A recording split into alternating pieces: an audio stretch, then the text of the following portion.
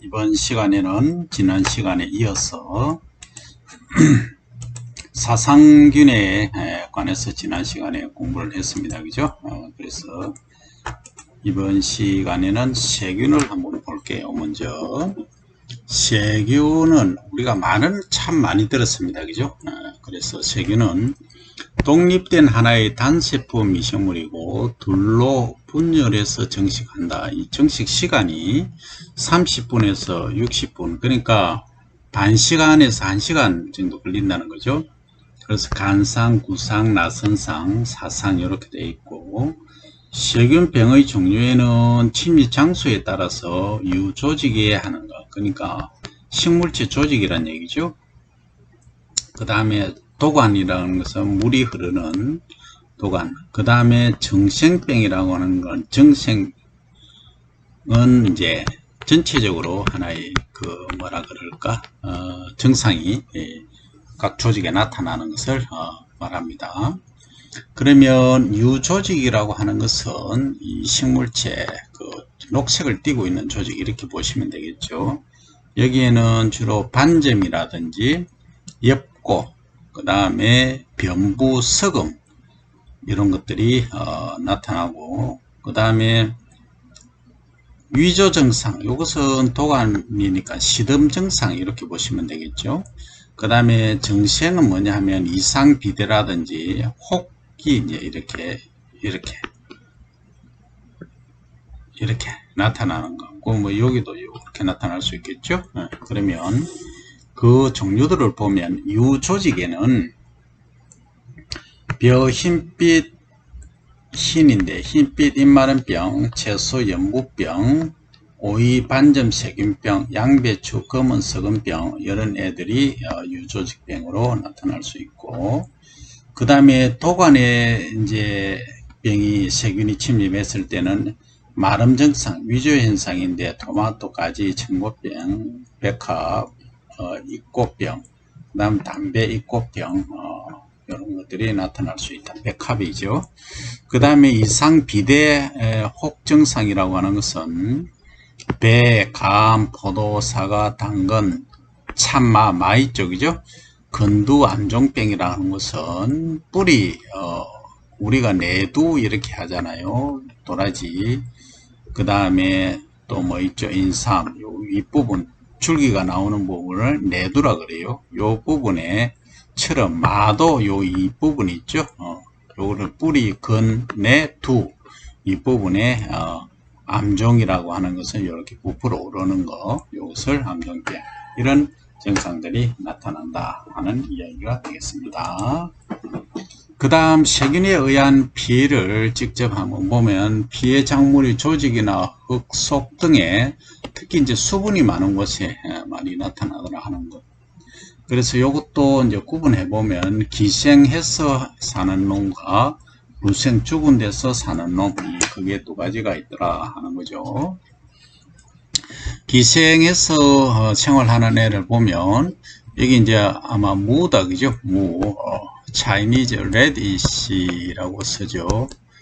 차이니즈.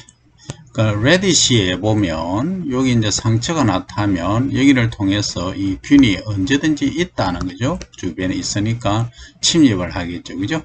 침입을 해서 이 조직 내에 세균이 이렇게 이제 유조직에 들어가 있는 거죠. 들어가서 요렇게 나중에는 증상이 새까맣게 나타난다든지, 하여튼 이 약간 흰색에 반하는 다른 색이 이렇게 나타나는 거죠.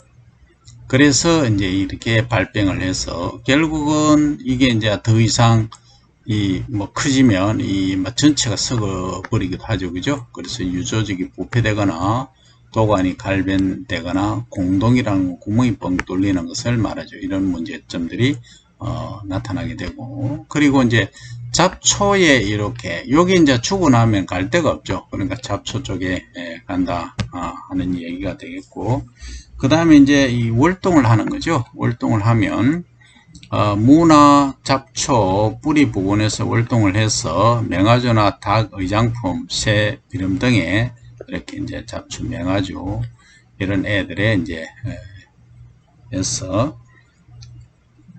이렇게 빗물이나 곤충 또는 선충 얘들로 인해서 토양에 이제 이렇게 있죠. 있다가 이제 비가 내린다 하면 이렇게 퐁퐁 튀겠죠. 그죠? 빗물이 여기서 튀어오르기도 하고 또 과습하면 타고 오르기도 합니다. 실제는.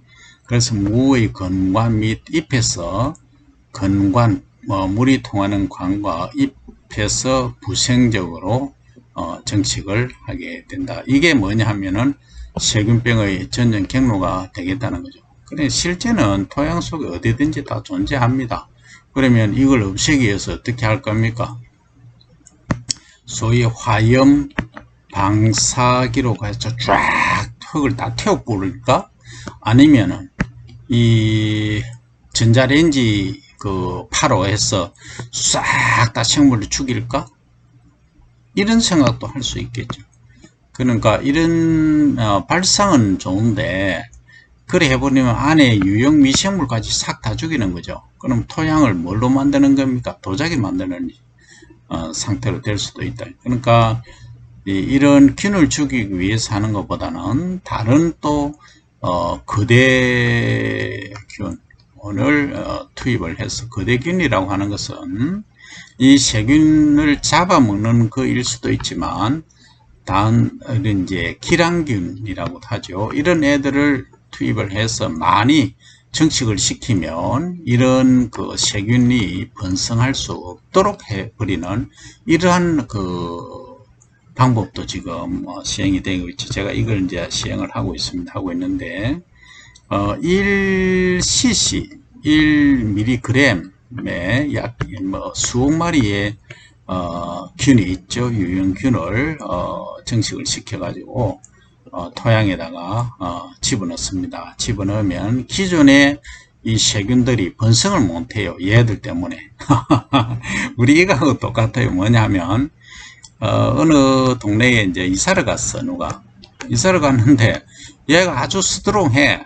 그죠? 스트롱함에도 불구하고 여기에 원래 텃세라고 있잖아요. 얘들이 딱 뭉쳐갖고 있으면 얘가 꼼짝을 못 하는 거죠. 이런 건 있어서는 안 되는데 하여튼 예를 들어 설명하는 거죠. for example입니다. 그러면 좋다. 누구가 뭐 여기 10명이 똘똘 뭉쳤으면 자 얘들이 100명이 오는 거예요. 100명 너무 많다. 30명 오도 얘들이 균이 꼼짝을 못 해요. 예를 들자면 그러면 이게 이제 발병을 못하도록 하는 거죠. 그런 하나의 방법을 쓴다.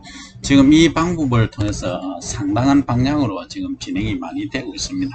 우선에는 뭐 이 정도까지 설명을 하고 그 다음 지금 이제 사상균, 세균, 그 다음 이제 바이러스 세 번째 크게 우리가 병균에 관해서 보면 세 종류로 나누잖아요.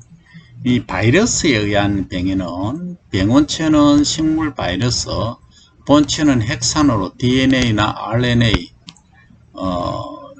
디옥시리보 뉴클릭 애시드 약자죠. 그 다음 RNA, 그 다음 단백질, 얘들은 껍질을 이제 가지고 있다는 단백질 껍질. 특징은 광학 현미경으로 관찰이 불가능할 정도로 작다. 아주 눈에 안 보인다. 이거는 보이잖아. 안 보인다, 그죠? 그 다음에 특정 식물에 감염해서 병해를 일으키고 인공 배양은 되지 않는다. 바이러스는 세포 내에서만 증식을 한다 하는 이야기입니다. 그럼 얘들은 진딧물이나 멸구, 매미충, 선충, 곰팡이 이런 애들이 매개를 한다. 점염한다. 그죠? 시킨다 이 말이죠. 그 다음 표피의 작은 상처나 저백으로 점염이 된다. 이 바이러스가 그렇다는 거죠. 자 그러면 한번 볼까요? 어디서 시작하냐면 맨 처음에 이제 여기부터 시작할게요. 전염원이 있다. 전염원이 여기 있어요. 전염원은 어디든지 있으니까 그럼 진딧물이 여기 진딧물 있잖아요. 진딧물을 통해서 감염이 되는 거죠. 그러면 여기 토마토가 있다.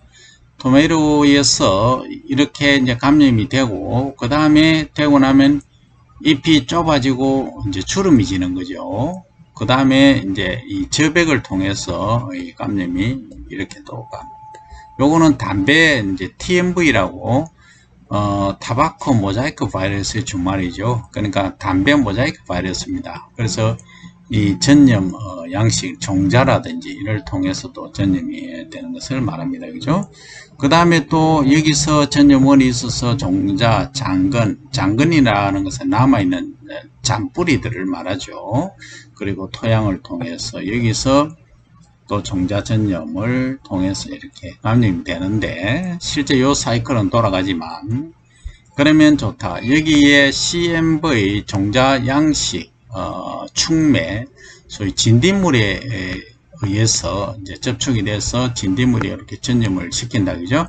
근데 요 전염원이 있어야 되는 거. 진딧물 지가 뭐 가만히 있다가 뭐 갈 수는 없어요.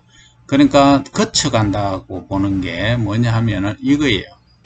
개갓, 냉이라든지 닭, 의장풀, 시금치, 무, 펜지, 브로커스 이런 애들이 여기에 기주식물이라고 얘기하는 기주, 요 거쳐가는 식물, 기주식물이라고 얘기를 하죠. 그래서 CMV, 오이, 큐큐움, 모자이크 바이러스죠. 요것처럼 이렇게 이제 발병을 하는 거죠. 그래서 요런 기주식물이 없으면 이 발병을 잘 안 한다. 그러면 우리가 농업적으로 활용한다면 만약에 내가 작물을 심었다. 그러니까 주변에 잡초가 하나도 없으면 전염원이 없겠죠. 그리고 여기도 잡초가 없으면 전염원이 없다. 이런 얘기입니다. 그죠? 이렇게 여러분들이 이해를 하시면 되겠다 하는 겁니다. 그죠? 조금 복잡하고 뭐 어떻게 보면 어려웠을 수도 있는데 여러분이 잘 이해를 하시기를 바라고 이 부분은 여러분들이 한번 보세요. 한 2분 동안 시간을 드릴 테니까 한번 쭉 보시고 라이팅 할 거는 하시기 바랍니다.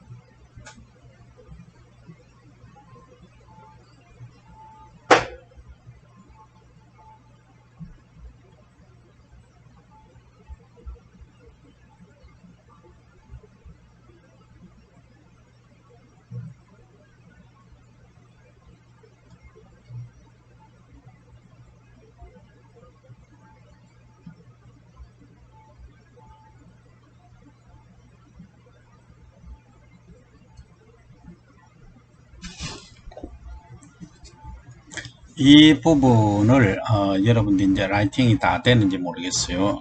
하여튼 그럼 아까 사상균이라든지 세균, 곰팡이, 바이러스 세 가지를 이제 공부를 했죠. 그러면 방제법은 가장 뭐니 해도 중요한 게 예방입니다. 그죠?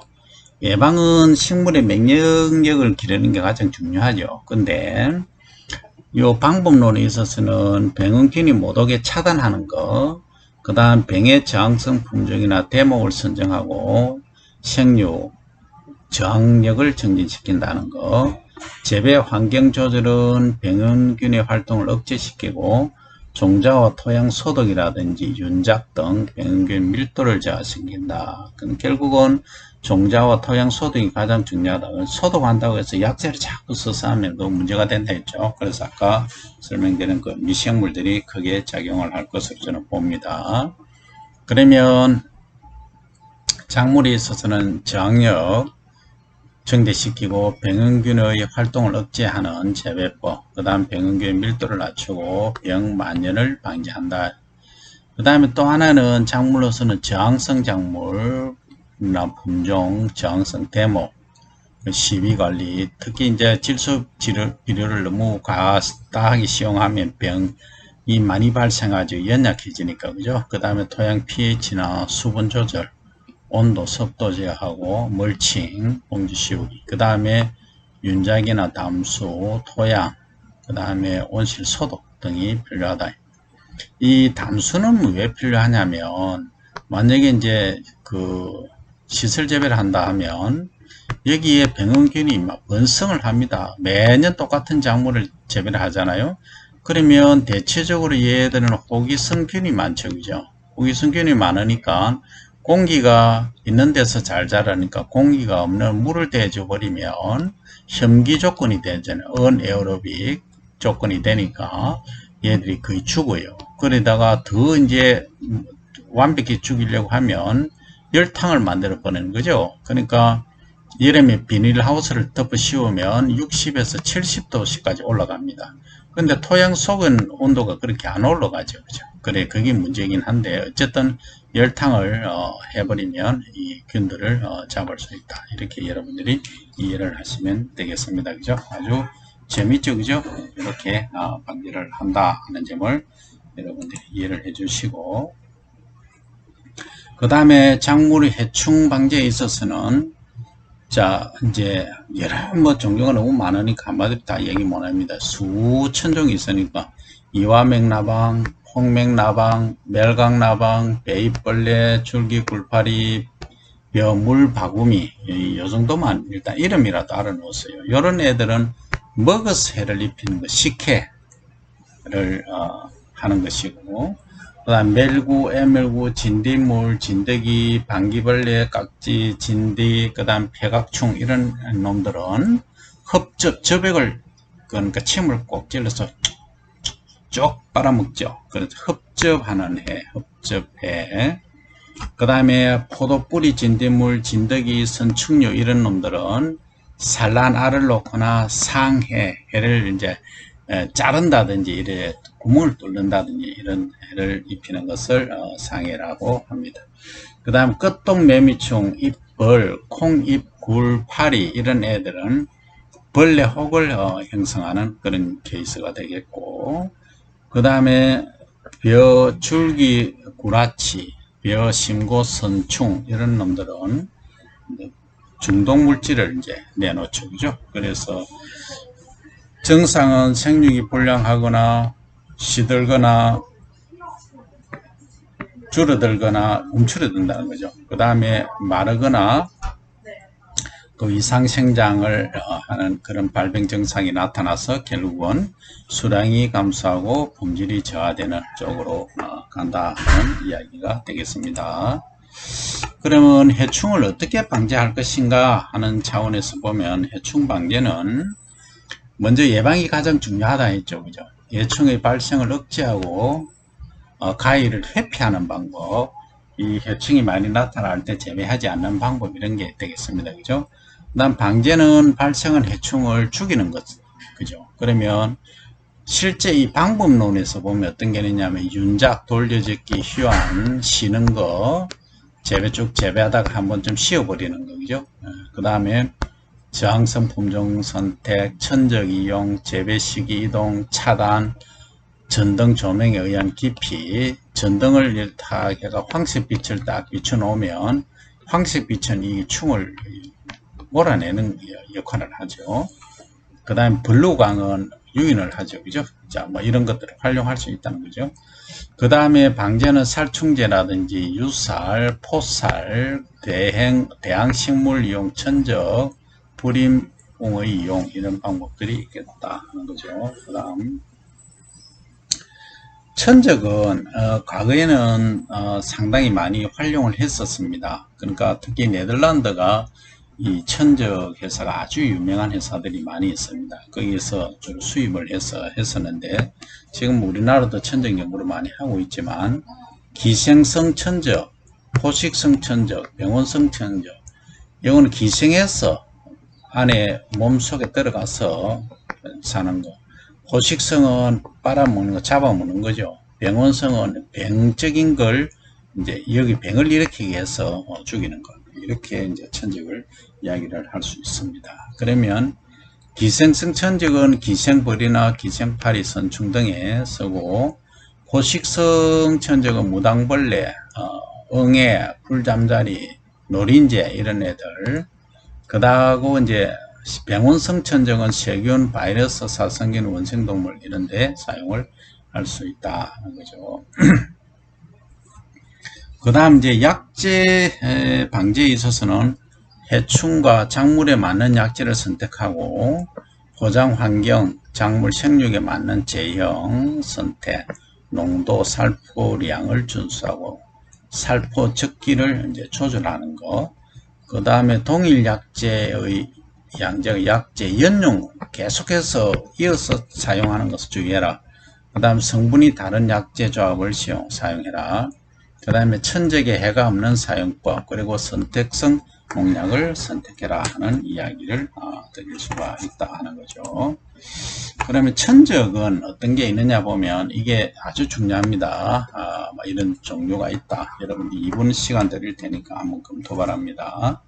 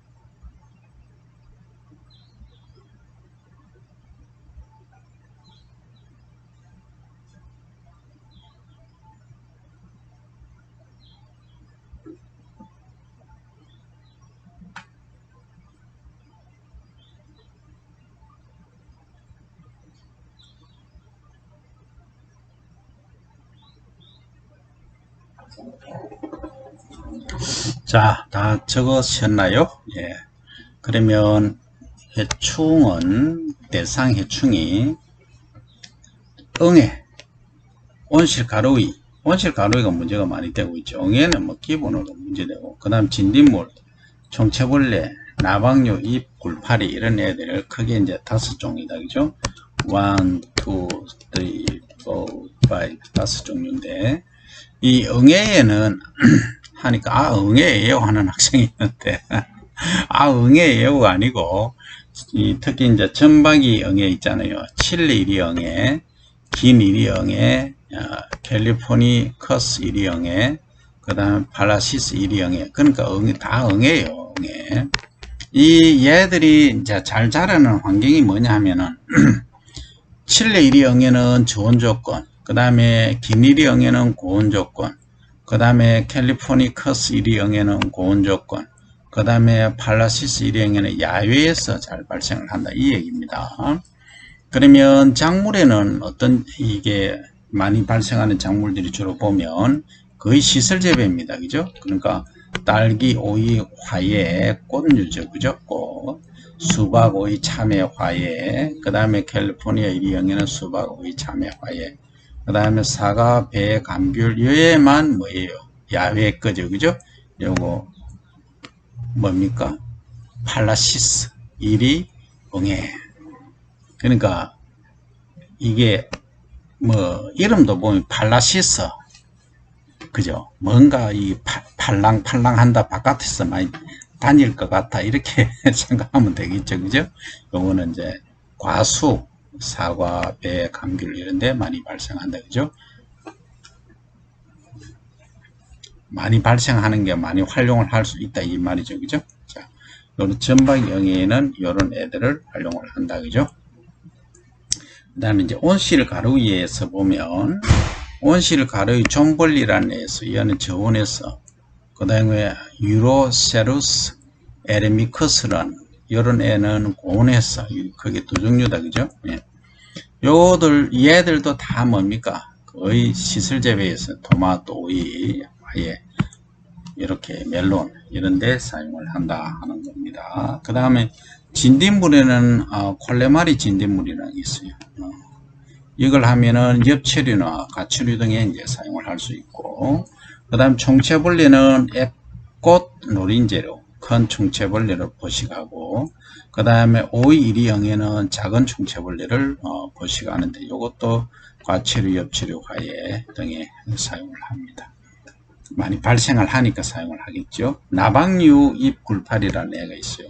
이거는 맹충 알벌하고 굴파리 존벌, 다른 말로 큰 잎 굴파리 유충, 그리고 다쿠나스, 시바카라는 오늘 작은 유충이죠. 이런 것들은 토마토, 오이, 과예 등에 활용을 할 수 있다. 이렇게 여러분들이 이해를 하시면 되겠다. 그죠? 그 다음에 천적의 이용 방법은 여러분들이 잘 보시면 천적의 특성하고 대상 해충 특성, 외국의 천적 이용 사례를 모델로 해서 예를 들어서 입응해 방제에 칠레 1위 응해 치료용으로 이용을 한다. 발생 확인 시 즉시 방사를 한다. 풀어준다 이 말이죠. 한 번에서 3회, 그러니까 300평당 한 3,000마리만 풀어주면 된다. 그 다음에 온실 가루이 방제에 온실 가루이 전부를 이용한다. 이건 예방용으로 사용하는 것은 발생 2주 전, 치료용은 발생 확인 후 1조 간격으로 4 내지 8회. 그러니까 이 천적 관계에서도 상당히 과거에는 돈이 됐습니다. 돈이 된다는 말은 활용을 많이 했다는 얘기죠. 근데 지금은 약재가 원체 좋은 게 또 많이 나와서 잘 또 활용을 안 하기도 합니다만, 하여튼 그 정도로 이해를 하시면 됩니다. 그 다음에 뱅크 플랜터라고 딸기밭에 이제 뿌리를 심어 놓는 거죠. 심어 놓으면 이쪽으로 많이 가겠죠. 애들이 연하고 하니까 요래서 또 유인을 하는 거죠. 그래서 이제 병충해 종합 관리론 IPM이라는 말이 나오게 됐죠. 그죠? 그래서 이 모든 것들을 이제 종합해서 Integrated Pest Management란 말이 나오게 된 거예요. 이것도 여러분들 한번 기록을 좀 하세요.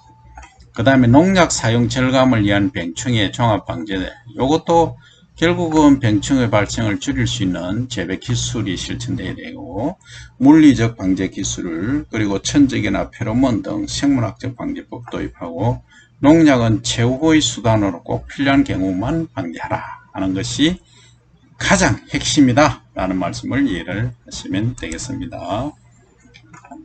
그 다음 벼 재배에서 잡초해의 발생은 뭐 더 얘기 안 해도 여러분들이 다 아실 거예요. 그러니까 동화산물 감소, 그러니까 광합성 산물이 감소하고 잎과 뿌리 생육이 불량해지고 분열이 줄어들고 이삭수와 창립수가 감소하겠죠. 그래서 수량 감소와 품질이 떨어진다. 결국은 등수도 불량해지겠죠.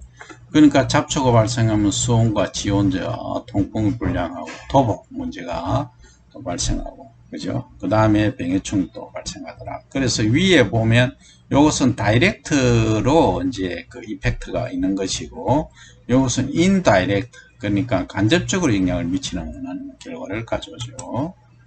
그럼 잡초는 경지 안에 발생하는 작물 이외의 식물을 우리가 잡초라고 이야기를 하는데, 피해 양상은 뭐 이렇게 나타납니다. 양분, 수분, 수탈 내가고 광을 차단, 환경을 악화시키고 병충해 번식 조장, 농작물 어려움, 작업의 어려움이죠. 그 다음 수확 곡물 속 잡초 종자가 혼입이 될 수 있고, 정원 미관이 손상되고 사람에게 고가로 알레르기도 유발한다. 그죠? 잡초 종류를 보면 논잡초는 34과 119, 119입니다. 밭잡초는 48과 300종입니다. 거의 3배죠. 그죠? 그래서 논으로 유지하면 잡초 발생이 줄어든다. 이 얘기를 이해를 하실 거예요. 논밭 공통을 하면 11과 39종 양쪽으로 나타나는 것이 그렇다. 이렇게 이해를 하시면 됩니다. 잡초에 관해서 더 이제 환경 조건이나 이야기할 것들이 많습니다만, 우선은 이번 시간 여기까지 하겠습니다.